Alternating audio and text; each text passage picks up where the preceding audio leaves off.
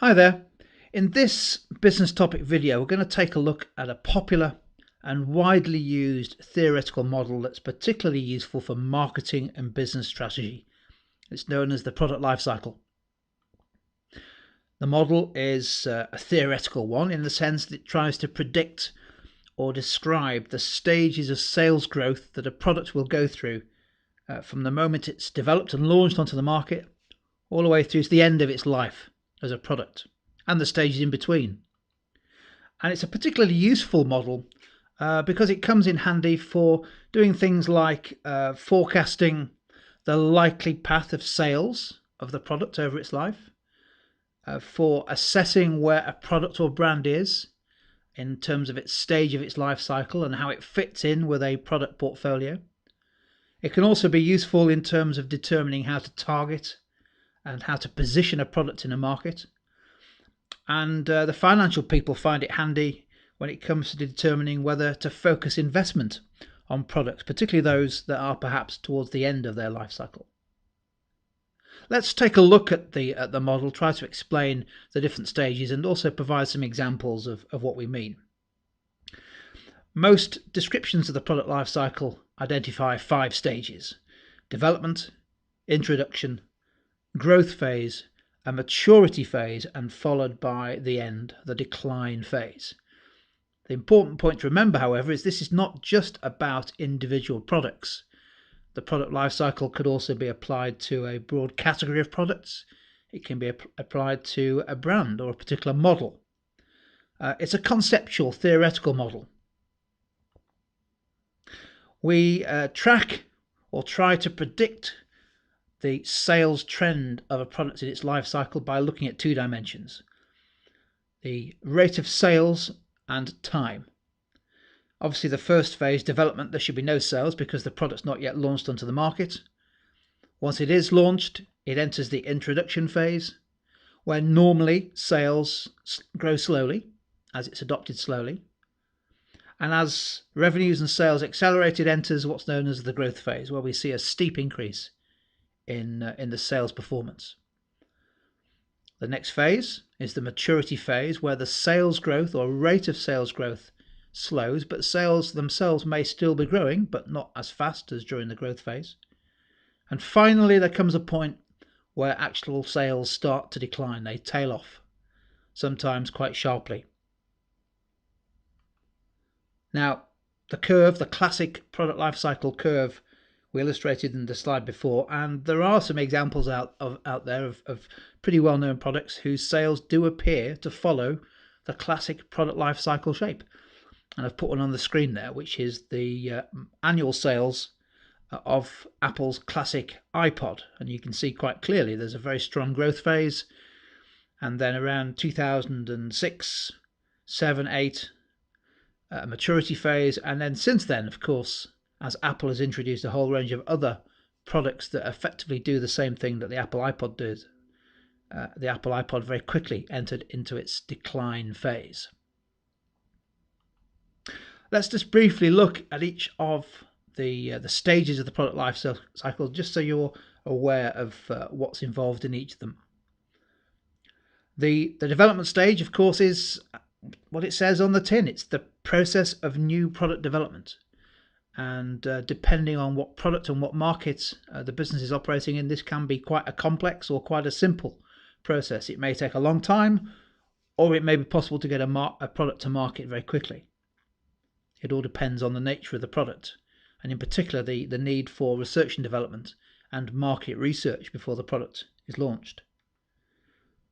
Once you get into the introduction stage, this is where you find out whether your concept is being accepted by the market.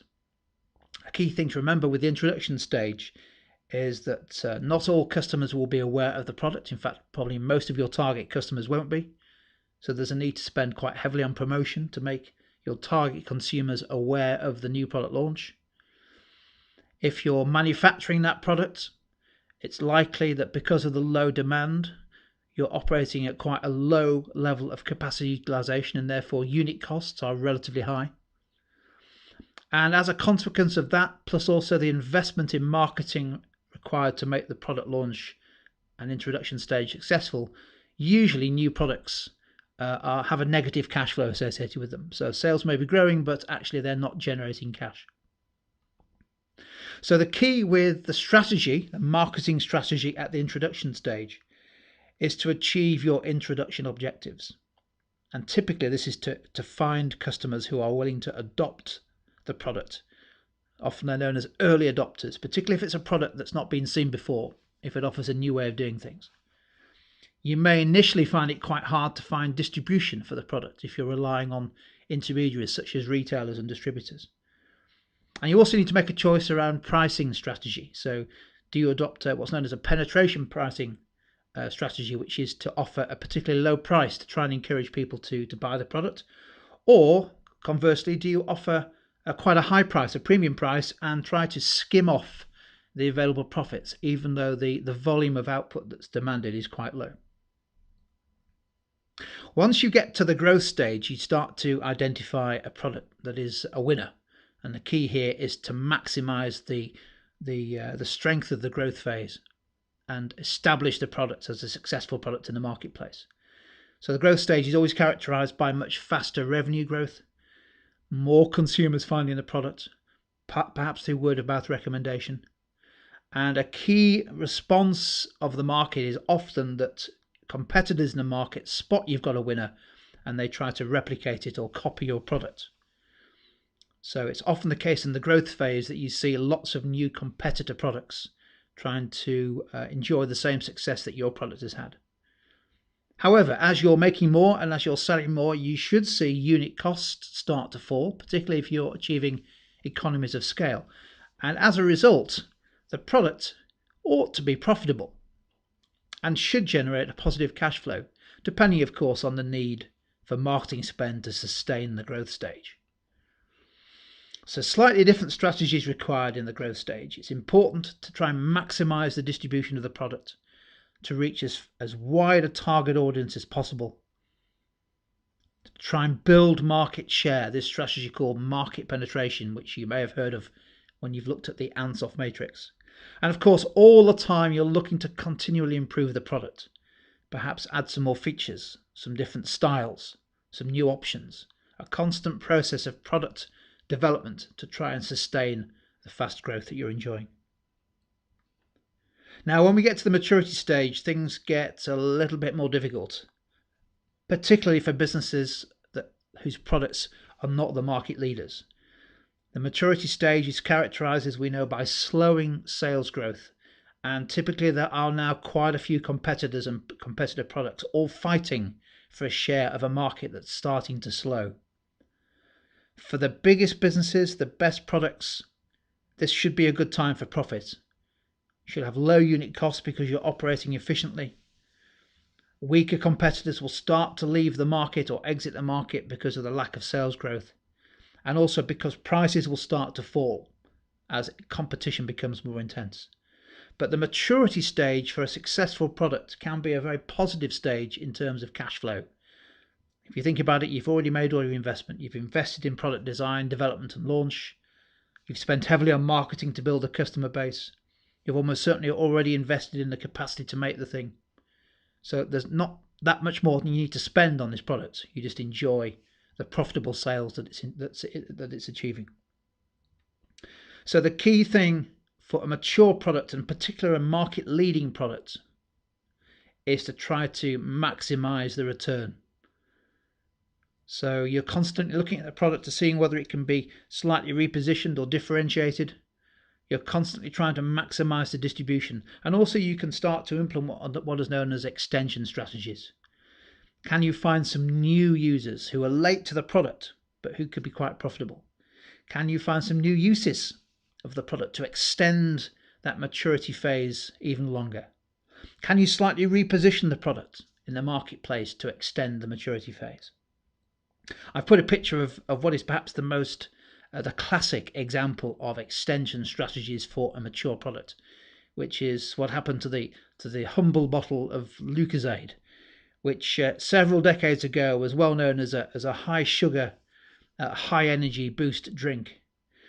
And very cleverly, the makers of Lucozade repositioned the product as a high-performance sports drink. And the rest, as they say, is history. A great example of an extension strategy. The final stage, bad news for products that find themselves in the decline stage. Their sales are falling. Almost certainly the market is falling as well. We'll start to see a significant reduction in profits and cash flow because the revenues aren't sufficient to cover the costs. And what happens is, if this is a decline phase for a market as a whole, we see competitors leaving the market, but still leaving capacity, and there follows a pretty intense battle to squeeze out the last remaining pounds of profit before the market and the product as a whole becomes unsustainable. Now, of course, there are lots of reasons why products enter the decline stage. Chiefly these days, technological change is the key reason. The rapid advances in technological change are said to be shortening the product life cycles of so many products and services. But it's not just that, of course. It can be just simple changes in society tastes and preferences. And of course, it can be increased competition, perhaps providing a substitute product, an alternative product for yours. The decline phase can come across a business and a product very quickly, particularly if a business fails to innovate and keep on top of what competitors are doing. So the right strategy for the decline phase is simple. Just try to make the most of what's a difficult time. Cut back on the marketing, cut back on all spending. If you can continue to squeeze a profit out of the product, do so. If you can find a way of continuing to support loyal customers, do so. But if you can't, bite the bullet, close the product, move on. So that's briefly explaining there the 5 stages of the product life cycle. And the key thing to remember is it's a theoretical concept. It's not meant to predict precisely the sales of any one particular product. And almost by definition, the nature, the shape, the size of the product life cycle for any particular product in industry will vary. And also, it's quite hard to know how long the product life cycle will last, because as we can see, there are lots of factors that influence when a product moves from one stage to another.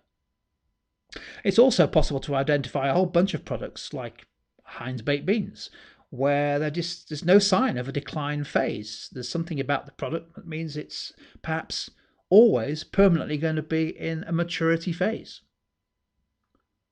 Let's just briefly give you a couple more examples of the life cycle in action. We'll just take the consumer electronics sector as a good starting point, just to give you a flavour for what do we mean by the different stages of the life cycle. Development phase, well, you've seen it, haven't we? Go into any Apple store now, you can buy consumer drones. They're on the shelves. Who knows what other consumer products using drone technology will arrive over the next few months and years. But the key thing to remember is that drone technology is increasingly a consumer product and service, but it was developed, like so many things, out of investment into research and development by the military. The launch phase, a good example, is the increasing flow of new products that have been launched recently in what are known as the wearable technology sector. So at each of the big mobile conferences in Barcelona, we see dozens and dozens of new wearable gadgets, all vying for the attention of the early adopters. Growth phase, well, TVs have been around a long time, but ultra high definition displays, televisions, monitors is now a very fast growing segment of the display market. And of course, we're not just talking about TVs, we're talking about interactive displays of all kinds. If you're looking for an example of maturity, look no further than the LED TV set, the staple standard TV these days. A highly mature product globally, still growing, but very slowly, a classic example of a mature phase. And finally, the humble DVD. 10 years ago, we'd have all said that the DVD was in the growth phase.